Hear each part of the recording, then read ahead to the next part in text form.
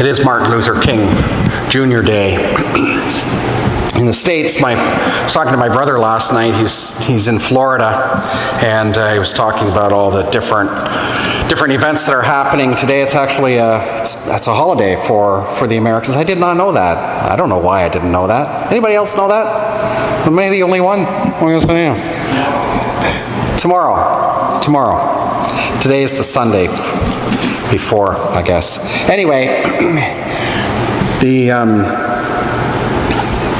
so the church, the United Church, marks this day as well for that occasion, for that great teacher and man.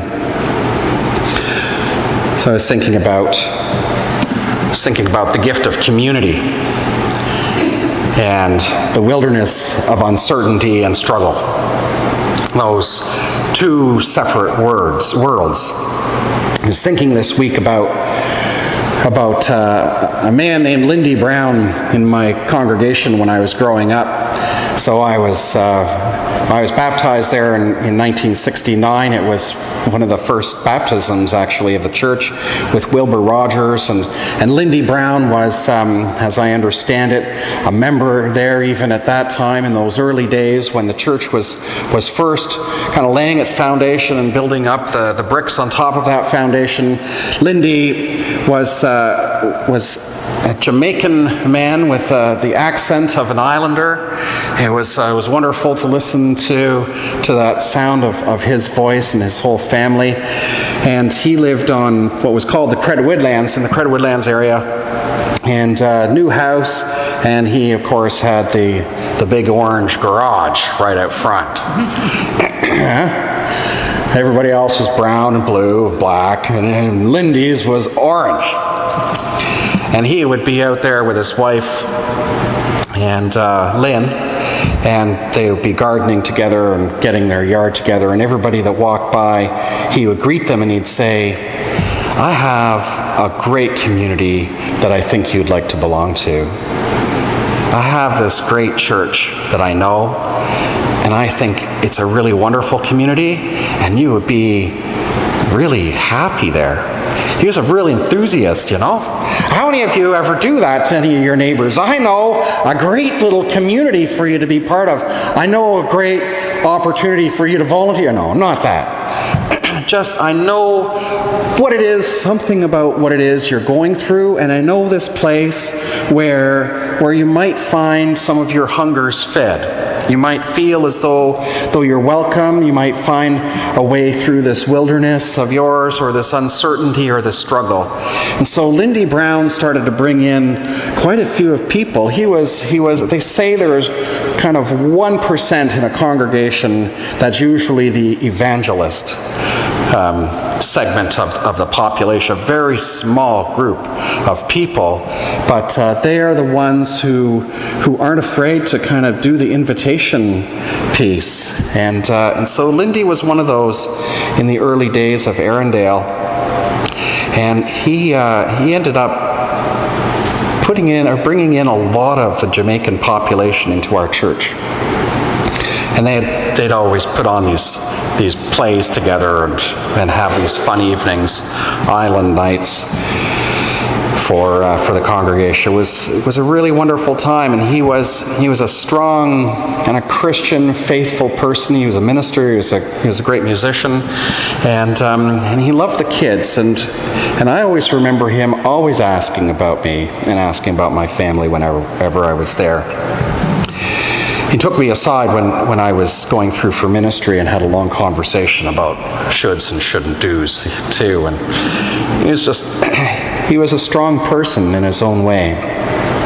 So that's the kind of community that's a segment of the community that I grew up in, and certainly that population of Jamaican folks, right? Grade 7, I was in my art class. And I was with a buddy of mine. He wasn't really too much of a buddy particularly, but given who I was, I always felt as though I had to go along with the requests of my mother, and my mother thought this boy was having trouble in his life, and I would be a good influence on him. And and so I gave myself to him, and I had lunches with him and went to his house and all that sort of thing. And he was so racist. And his dad, I remember sitting at the lunch table one day, and he was talking about the Toyota vehicles and the slant eyes of the Toyota vehicles. And I really struggled with that. I struggled with his son's racism too. And so one day in art class, he's making jokes, and I'm kind of going along with it, and they're racist jokes. And one of the girls, Heather, she picks up the big juice can full of water. You know what I'm talking about? Yeah, we used to use those to dip our paintbrushes in and clean them off. She takes the can and she whips it at me. And it hits me right here, and there's blood just pouring out of my head wound. And I pass out on the floor. And then exactly at that moment, the teacher walks back into the classroom, and the two of us get sent down to the office, of course, and I get the most amount of trouble. And I'm thinking, like, that's really, in my adult brain now, I'm thinking, that's really interesting, right? That at that point, I was accused of being racist, but I was also a member of this church community where a segment of the population was deeply honored and beautiful, though they weren't the same skin color with me as me. So we went through kind of a time of sorting the arguments out, and I didn't kind of say anything about my friend. I kind of stood up for her. I didn't really stand up for him. I just didn't mention him at all. So I took most of the blame, and I was willing to do that because I was part of it. But I realized that in the midst of that moment, in that very moment, I realized as a young child that I was part of this church community, on the one hand, that was practicing this value, and at school with this friend, I was practicing that value. And in the midst of that conflict, there is this wilderness of uncertainty and struggle. Uncertainty and struggle. I think for me, that was where I experienced God in those moments. Was that contrast between one value and another value being lived out in my life. And I realized as I was sitting in the coffee shop over Christmas with my daughter Evelyn, who's 8, sitting there, and this woman who's sitting in the table next to us says, Milton and Georgetown have changed a lot. I said, yeah, it's true, they have actually. The population has really exploded since we've been here. We've been here for 11 years. It's probably doubled. It's going to double in the next 10 years. And she says, yeah, there's a lot of immigrants. And I went like, here I am again. You're right? Here I am again. So I'm really starting to put this together. Is there something about me that invites others to project their racial stuff onto me, right? Like, I didn't ask for it. I wasn't even paying attention to this lady. I was talking to my 8-year-old. It couldn't have been that interesting of a conversation. So it's like, what is it about me that I'm engaged in this experience, this wilderness of struggle and uncertainty? And I realized that it's what they call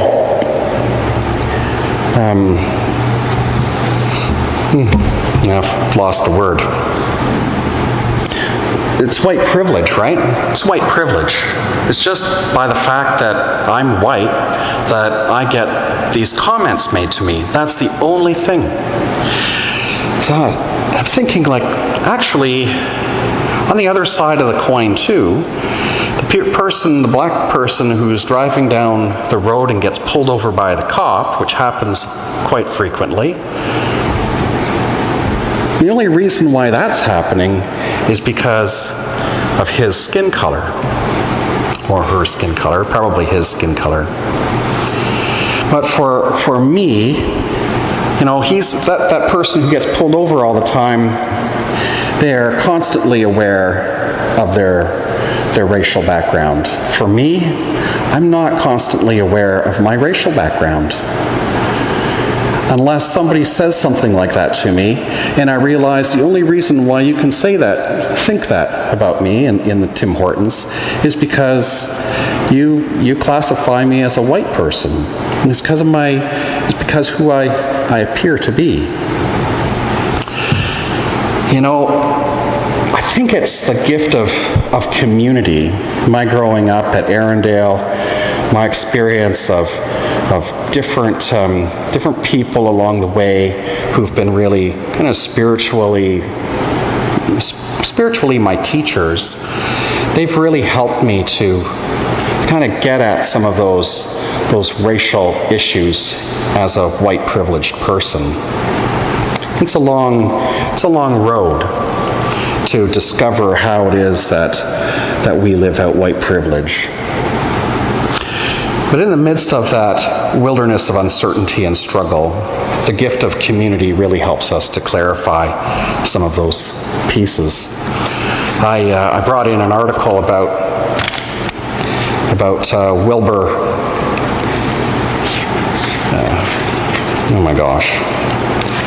Wilbur Howard, who was our first black moderator in the United Church back in 1974. So around the same time that Lindy Brown is bringing those folks, a lot of Jamaican population into our church, as well as white folks, but at the same time he's doing that, Wilbur is the moderator of the church, or just has been. So, it's kind of cumulative, I imagine. Like Lindy Brown must have been influenced by this man's move into the position of moderator. Like it's a cumulative kind of wisdom that is growing in our midst. And I realize more and more that we are shaped by our communities. And if our faithfulness is to be complete, a major component of our God-given communities must be about kind of learning how God's all-inclusive creation is at the heart of our whole life, right?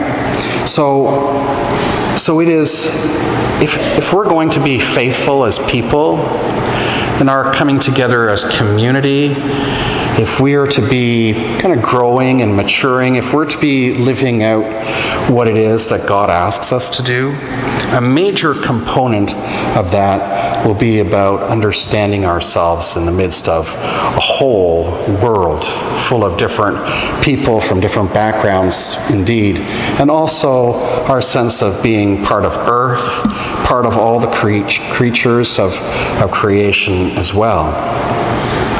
The gift of community is really a powerful thing. It's really important that we understand and we wrestle with our values, especially in these days. Do we really believe this? What does our community say about that? What kind of wisdom do we hold for each other in the midst of all these issues? Do we really believe about people of different racial backgrounds? And how about ourselves? How do we understand that 2% of East Asian or something that appears in our own DNA if we do 23andMe? Like race is on a continuum. How do we understand our own part or our own makeup? How do we understand our ancestors as being immigrants from Ireland, who were, by the way, when the Irish immigrants came over, they were labeled by immigration as being non-white. Did you know that? They experienced a lot of racism, as it were.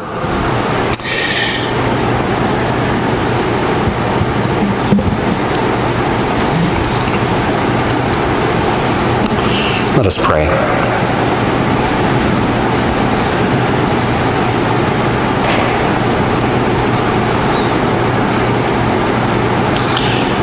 God, we see Jesus walking into the room, and John pointing him out and saying, "This is the Anointed One." And we see ourselves asking the Christ where it is that he is staying, because we'd like to follow, because we'd like to be his community, because we'd like to enter into his teachings, be disciples, maybe even rabbis ourselves. Help us to embrace the struggle and the wilderness of uncertainty. Help us to honor the gift of community. Help us to recognize Christ in our midst. And as we leave this place, we become different people, as it were. Let the residue of this community and its teachings fill our lives with values and meaning and hope. In the strong name of Christ, amen.